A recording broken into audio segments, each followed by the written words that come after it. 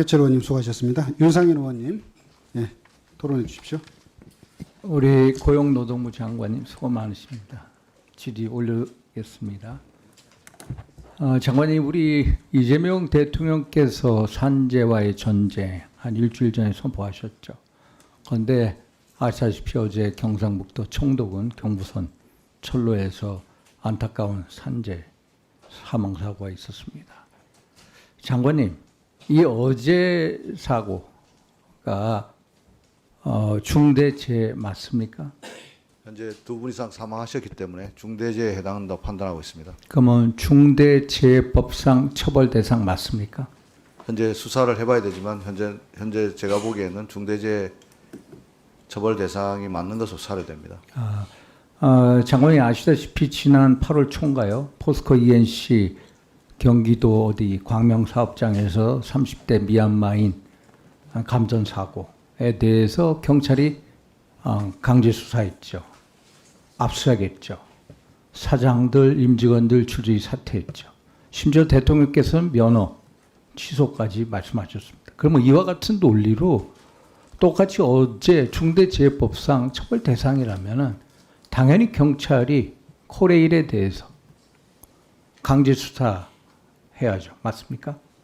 지 고하를 막론하고 엄중하게 수사하겠습니다. 또 압수수색해야죠. 또 코레일 사장 당연히 사퇴해야죠. 당연히 사퇴. 적어도 우리 국토교통부 장관한테 사퇴 요구를 못할지언정 코레일 사장은 당연히 책임을 지야죠. 여기 코레일에 대해서 면허 취소할 수 있습니까? 취소 못하죠.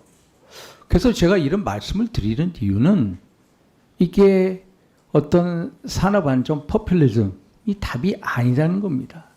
이게 제재 만능주의가 답이 아니라 강력한 처벌보다 중요한 것은 미리 예방 시스템을 만들어 달라.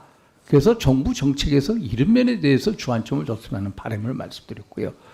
노란봉투법 시행에 대해서 장관님은 빨리 시행해야 된다라는 입장이시죠. 네, 그렇습니다. 그러면 노란봉투법이 시행이 된다면 노사 갈등이 심화될 거라고 보십니까? 아니면 심화가 안 될 거라고 보십니까? 저는 오히려 노란봉투법의 순기능이 더 많다고 생각합니다. 그런데 노사 갈등이 심화될 거라고 국민들 여론조사했어요. 76%가 노사 갈등이 심화가 된다고 봅니다. 결국 이 얘기는 뭐냐? 충분한 사회적 합의가 안 됐다는 것을 반증하는 겁니다. 장관이 문재인 정부에서도 노란봉투법 국정 과제인 거 아시죠? 알고 있습니다. 총선 대선 공약이었습니다. 그런데 이 환노위에서 노란봉투법에 대해서 문재인 정부 때 토론한 적 있습니까? 논의한 적 몇 번인지 아십니까? 딱 한 차례 했다고요. 한 차례. 그러면 문재인 정부에서는 왜 이 노란봉투법 시행을 안 했을까? 경제에 대해서 악영향, 산업 현장에서의 여러 문제점 때문에 안 한 겁니다. 저는 이재명 대통령께서 최근에 경제에서 중요한 것은 이념도 아니고 진영이 아니다. 가장 중요한 것은 기업이다. 기업이 잘 돼야 일자리를 만든다. 맞는 말씀입니다. 또 대통령께서 실용적 시장주의 정부를 지향한다. 맞습니다. 저 박수를 보내고 싶습니다. 그럼 실용적 시장주의 정부라고 한다면은 어떤 이념이나 어떤 규제, 일변도가 아니라 기업의 자율성을 줘야 되죠. 그러면 지금 한번 보십시오. 기업들 미국발 관세 전쟁에 의해서 정말로 노심초사하면서 어떻게 하면은 전략, 생산 전략, 여러 판로 전략을 만들려고 전전긍긍하고 있는데 실용적 시장주의 정부라고 자처하는 이재명 정부가 경제계가 가장 염려하는 1차 상법 개정안 통과시켰습니다. 2차 상법 개정안 그토록 반대하는데 통과시킨다고 하고 또 3차 상법 개정안 하겠다고 하고요. 또 이 노란봉투법 얼마나 반대가 많습니까? 산업 현장에서 얼마나 노사 갈등이 심화될 거라고 보는데 이거에 대해서도 어떻게든 통과하려고 한다. 이게 실용적 시장주의 정부냐? 기업의 자율성, 기업의 요구 틀어주냐? 아니다. 저는 반기업적 시장주의 정부라고 생각을 합니다. 어떻게 생각하십니까, 장관님? 이재명 정부의 노동정책은 친노동이 반기업이 아니라는 걸 입증하는 것입니다. 그런데 지금 행태를 보면은 이렇다고 말씀드립니다. 지금 경제가 얼마나 어렵습니까? 수출 부진, 내수 침체되어 있습니다. 경기 계속해서 침체 국면이고요. 소비 위축이 돼서 한번 보십시오. 줄줄이 소상공인 자영업자 폐업하고 있습니다. 저출산 고령화 때문에 잠재 성장률 2%에서 줄줄이 하락하고 있습니다.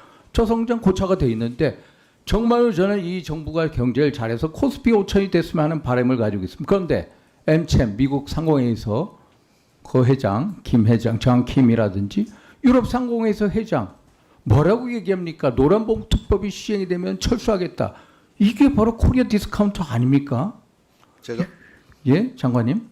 예, 제가 두 기관 방문해서 예, 충분히 아니 그걸 알겠습니다. 얘기하는데 네. 대화하는 건 좋습니다. 그것을 대화를 하되 그쪽의 요구를 충분히 참작해 달라는 겁니다. 이런 상황에서 코리아 디스카운트가 된 코스피 5천 절대로 이루어지지 않. 3천도 어렵다라는 말씀을 드리고요. 지금 6개월 내 시행령 만들고 계십니까? 예를 들어서 사업자 범위에 대해서 실질적 지배 있는 거. 네네. 시행령 만들어도 그게 시행령 만들어봤자 뭐합니까? 줄줄이 노사 갈등이 되고 거기에 법원에 갈 거고요. 교섭 창과 단일화 이것도 시행령 만든다고 제대로 만들어지겠습니까? 예를 들어서 공무원 노조 극단적으로 얘기하면 누구한테 얘기하겠습니까? 이재명 대통령을 상대로 교섭 요구할 수도 있는 거고 또 현대자동차 1차, 2차 협력사업사도 마찬가지로 청해서 회장 나오라고 할 수 있는 겁니다. 그래서 저는 이 노란봉투법의 어떤 취지, 선의 이것을 존중합니다. 그러나 법안이라는 건 선의도 중요하지만은 법적인 안정성, 사회적인 충분한 논의가 돼야 된다. 그래서 어떤 노동자의 권익 강화, 저도 맞다고 생각합니다. 그러나 그런 만큼 우리 경제계 산업 경쟁력을 유지하고 강화시키는 것도 이것도 중요한 목표다. 이거에 있어서 어떤 조화 균형을 맞춰달라. 그래서 이 법안을 강제적으로 뭐 본회의 하겠다 이거를 막아달라, 제고해달라. 그래서 대안을 찾아주는 노력을 계속해달라는 말씀을 드립니다. 한번 답변해 주시죠. 존경하는 윤석열 위원님 말씀하신 내용을 잘 귀담아서 이 노란봉투법이 반기업법이 되지 않고 노사 상생의 새로운 패러다임을 만드는 데 기여할 수 있도록 그리고 현장의 불안정성을 제고해서 안착될 수 있도록 최선을 다하겠습니다.